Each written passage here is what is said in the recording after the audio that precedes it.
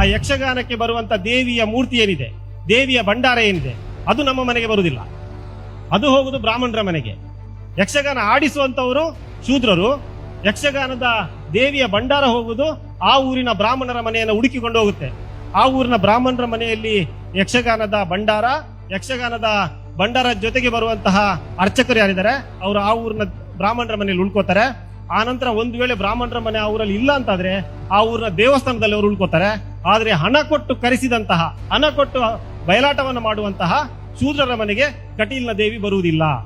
ನವೀನ್ ಸೂರಿಂಜೆ ಎನ್ನುವರು ಒಂದು ಕಾರ್ಯಕ್ರಮವೊಂದರಲ್ಲಿ ಕಟೀಲು ಮೇಳದ ದೇವರು ಬ್ರಾಹ್ಮಣರ ಮನೆಗೆ ಮಾತ್ರ ಹೋಗ್ತಾರೆ, ಬೇರೆ ಜಾತಿಯ ಮನೆಗೆ ಹೋಗುವುದಿಲ್ಲ ಎನ್ನುವಂತಹ ಹೇಳಿಕೆ ತಪ್ಪು. ಅವ್ರಿಗೆ ಗೊತ್ತಿಲ್ಲದೆ ಹೇಳಿದ್ದೋ ಪೂರ್ವಾಗ್ರಹ ಪೀಡಿತವಾಗಿ ಹೇಳಿದ್ದೋ ಗೊತ್ತಿಲ್ಲ.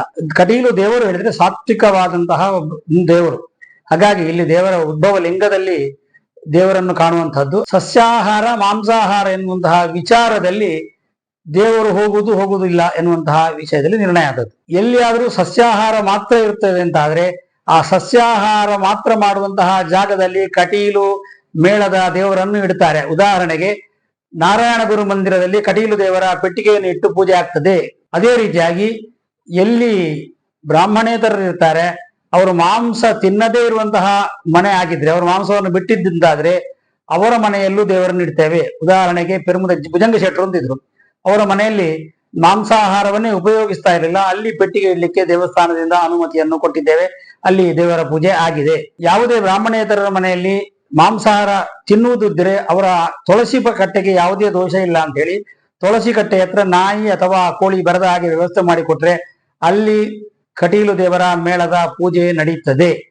ಅದೇ ರೀತಿಯಾಗಿ ಮಾಂಸಾಹಾರ ತಿನ್ನುವ ಮನೆಯಲ್ಲೂ ಸಹ ಅವರು ವಾಸ್ತು ಇತ್ಯಾದಿಗಳನ್ನು ಮಾಡಿದ್ದ ಹೌದು ಅಂತಾದ್ರೆ ಅಲ್ಲಿ ನಾವು ದೇವರನ್ನಿಟ್ಟು ಪೂಜೆ ಮಾಡ್ತೇವೆ. ಉದಾಹರಣೆಗೆ ಆನಂದ ಡಿ ಸಾಲಿಯಾನ್ ಅಂತ ಕಿನ್ನಿಗೋಳಿಯಲ್ಲಿದ್ದಾರೆ. ಅವರು ದಲಿತರು ಒಂದು ಪಂಗಡಕ್ಕೆ ಸೇರಿದಂತಹ ಒಬ್ರು ವ್ಯಕ್ತಿ. ಅವರ ಮನೆಯಲ್ಲೇ ದೇವರು ಇಡ್ತಾರೆ. ಯಾಕಂದ್ರೆ ಅವರು ವಾಸ್ತು ಮಾಡಿ ಶುದ್ಧ ಮಾಡಿಕೊಂಡು ದೇವರು ಇಡ್ಲಿಕ್ಕೆ ಬೇಕಾದಂತಹ ವ್ಯವಸ್ಥೆ ಮಾಡಿಕೊಡ್ತಾರೆ. ಹಾಗಾಗಿ ಕಟೀಲು ಮೇಳದ ದೇವರನ್ನು ಇಡುವ ವಿಚಾರದಲ್ಲಿ ಸಸ್ಯಾಹಾರ ಮಾಂಸಾಹಾರ, ಸಾತ್ವಿಕ ಆಹಾರ, ಸಾತ್ವಿಕ ಅಲ್ಲದೆ ಇರತಕ್ಕಂತಹ ಆಹಾರ ಎನ್ನುವಂತಹ ವಿಭಾಗದಲ್ಲಿ ವಿಂಗಡಿಸಿಕೊಂಡು ದೇವರು ಇಡತಕ್ಕಂತಹ ವ್ಯವಸ್ಥೆಯನ್ನು ಮಾಡಲಾಗಿದೆ. ಇನ್ನೊಂದು ವಿಷಯ, ಬ್ರಾಹ್ಮಣರ ಮನೆಯಲ್ಲಿಯೂ ಸಹ ಆಚಾರ ಇಲ್ಲದಿದ್ರೆ ಅಂತಹ ಜಾಗದಲ್ಲಿ ನಾವು ದೇವರ ಪೂಜೆಯನ್ನು ಮಾಡುವುದಿಲ್ಲ. ಹಾಗಾಗಿ ಅದು ಜಾತೀಯತೆಗೆ ಸಂಬಂಧಪಟ್ಟಂತಹ ಒಂದು ಮೇಳ ಎನ್ನುವಂತಹ ಒಂದು ಕಲ್ಪನೆ ಸರಿಯಾದದ್ದಲ್ಲ ಅಂತ ಭಕ್ತಾದಿಗಳಿಗೆ ಈ ಮೂಲಕವಾಗಿ ನಾವು ತಿಳಿಯಪಡಿಸ್ತೇನೆ. ಅದರೊಂದಿಗೆ ಅವರು ಹೇಳುವಾಗ ಏನ್ ಹೇಳಿದರೆ, ಇದು ಕೋಮುವಾದವನ್ನು ಹರಡುವಂತಹ ಒಂದು ಮೇಳ ಅಂತ ಹೇಳಿದ್ದಾರೆ.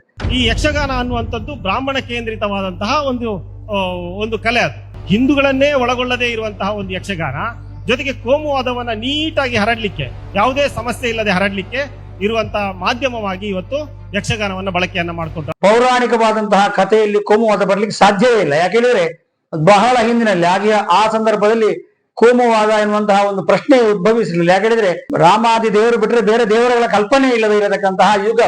ಆ ಸಂದರ್ಭದ ಕಥೆಗಳನ್ನು ಹೇಳುವುದರಿಂದ ಕೋಮುವಾದ ಎನ್ನುವುದು ಬರುವುದಿಲ್ಲ.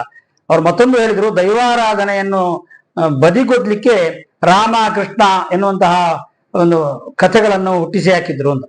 ದೈವಾರಾಧನೆಯ ಪ್ರಭಾವವನ್ನು ಕಡಿಮೆ ಮಾಡಿ ರಾಮ ಕೃಷ್ಣ ವಿಷ್ಣು ಈ ರೀತಿಯ ದೇವರ ಪ್ರಭಾವಗಳನ್ನ ಜಾಸ್ತಿ ಮಾಡುವ ಕಥೆಗಳನ್ನ ಹೇಳುವ ಮೂಲಕ ದೈವಾರಾಧನೆಯ ಪ್ರಭಾವವನ್ನು ಕಡಿಮೆ ಮಾಡಲಿಕ್ಕೆ ಅದೇ ಮಾದರಿಯ, ಅದೇ ವಸ್ತ್ರ ವಿನ್ಯಾಸದ, ಅದೇ ರೀತಿಯ ಕಥೆಗಳಿರುವಂತಹ ಯಕ್ಷಗಾನವನ್ನ ಭಾಗವತಿಕೆಯ ಮೂಲಕ ಮಾಧ್ವರು ಅಥವಾ ಒಂದು ಬ್ರಾಹ್ಮಣ ಪಂಥ ಬಹಳ ಯಶಸ್ವಿಯಾಗಿ ಮಾಡ್ತು ಅನ್ನೋದು. ನಾನು ನವೀನ್ ಸುರಂಜಿ ನೇರ ಪ್ರಶ್ನೆ ಕೇಳ್ತೇನೆ.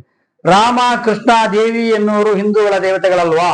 ದೈವಾರಾಧನೆಯಲ್ಲಿ ಪೂಜೆ ಮಾಡುವಂತಹ ದೈವಗಳು ಹಿಂದೂಗಳ ದೇವತೆಗಳಲ್ವಾ? ಎರಡೂ ಹಿಂದೂಗಳದ್ದಂತಾದ್ರೆ ಅದರಲ್ಲಿ ಭೇದ ಮಾಡುವಂತಹ ಪ್ರಶ್ನೆ ಇಲ್ಲ, ಕೋಮುವಾದ ಪ್ರಶ್ನೆ ಬರುತ್ತದೆ. ಎರಡೂ ಹಿಂದೂಗಳದ್ದೇ.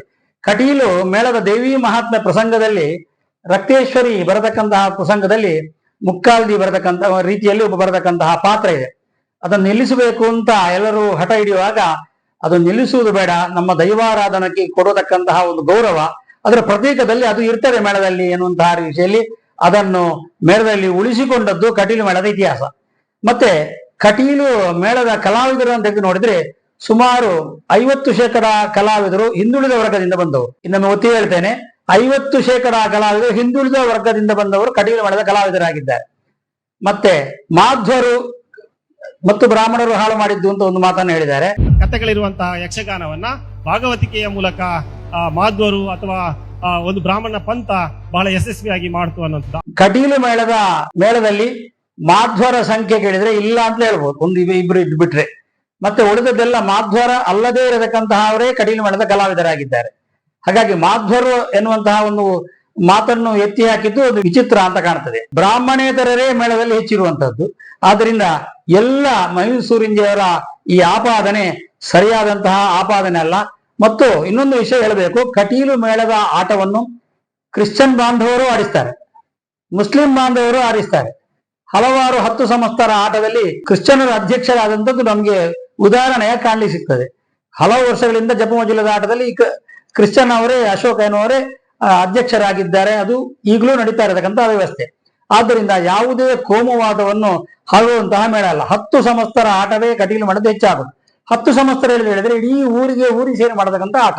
ಅದರಲ್ಲಿ ಎಲ್ಲ ಹಿಂದೂಗಳನ್ನು ಒಕ್ಕೂಡಿಸುವಂತಹ ಒಂದು ಕಾಯಕ ಕಟೀಲು ಮೇಳ ಮಾಡ್ತಾ ಇದೆ ಎನ್ನುವಂಥದ್ದನ್ನು ಅತಿಶಯೋಕ್ತಿ ಅಂತ ಹೇಳಲಿಕ್ಕೆ ಆಗುದಿಲ್ಲ. ಇನ್ನೊಂದು ಬಹಳ ದೊಡ್ಡ ಒಂದು ಆರೋಪ ಮಾಡಿದ್ರು, ಸತ್ಯನಾರಾಯಣ ಪೂಜೆ ಅಲ್ಲ, ಅದು ಸುಳ್ಳು ನಾರಾಯಣ ಪೂಜೆ.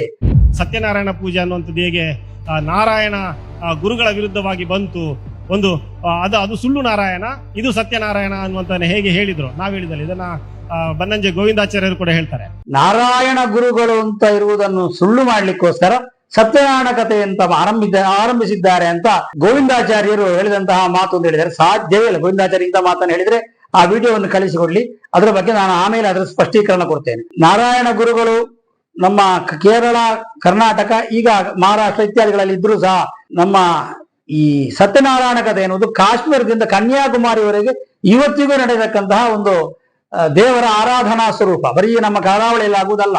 ಆದ್ದರಿಂದ ಅಂತಹ ತಪ್ಪು ಕಲ್ಪನೆಯನ್ನು ಜನರಿಗೆ ದಯವಿಟ್ಟು ಕೊಡಬೇಡಿ ಅಂತ ಈ ಮೂಲಕ ಹೇಳ್ತೇನೆ. ಸತ್ಯನಾರಾಯಣ, ಸತ್ಯ ಎನ್ನುವುದಕ್ಕೆ ಏನರ್ಥ ಅಂತ ಕೇಳಿದ್ರೆ, ಶಶ್ವತಿ ಏಕ ಪ್ರಕಾರೇಣ ತಿಷ್ಠತಿ ತತ್ ಸತ್ಯಂ ಎನ್ನುವಂತಹ ವ್ಯಾಖ್ಯಾನ ಕೊಟ್ಟಿದ್ದಾರೆ. ಒಂದೇ ಲೆಕ್ಕ ಇರುವುದು ಅದು ಸತ್ಯ ಅಂತ ಅರ್ಥ. ನಾರಾಯಣ ಯಾವ ಕಾಲದಲ್ಲೂ ವ್ಯತ್ಯಾಸವಾಗದೇ ಇರತಕ್ಕಂತಹ ದೇವರು ಹೇಳಿದ್ರೆ ಎಲ್ಲ ದೇವರು ಹಾಗೆ ಯಾವುದೇ ರೀತಿಯಾಗಿ ವ್ಯತ್ಯಾಸವಾಗದಂಥದ್ದು ಏನು ಅದನ್ನು ಶಾಶ್ವತ ಅಂತ ಕರೀತೇವೆ ನಾವು. ಆ ಶಾಶ್ವತವಾಗಿ ಒಂದೇ ಲೆಕ್ಕ ಇರತಕ್ಕಂಥದ್ದು ಏನು ಅದಕ್ಕೆ ಸತ್ಯ ಅಂತ ಹೆಸರು. ಹಾಗಾಗಿ ದೇವರಿಗೆ ಸತ್ಯ ಅಂತ ಹೆಸರುಂಟು, ಸತ್ಯ ನಾರಾಯಣ ಅಂತ 2 ಹೆಸರು ಒಟ್ಟು ಬರ್ಬೋದು. ರಾಮಕೃಷ್ಣ ಅಂತ ಹೆಸರು ಇಡುವಂಥದ್ದು ನಾವು ಎಷ್ಟೋ ನೋಡ್ತೇವೆ.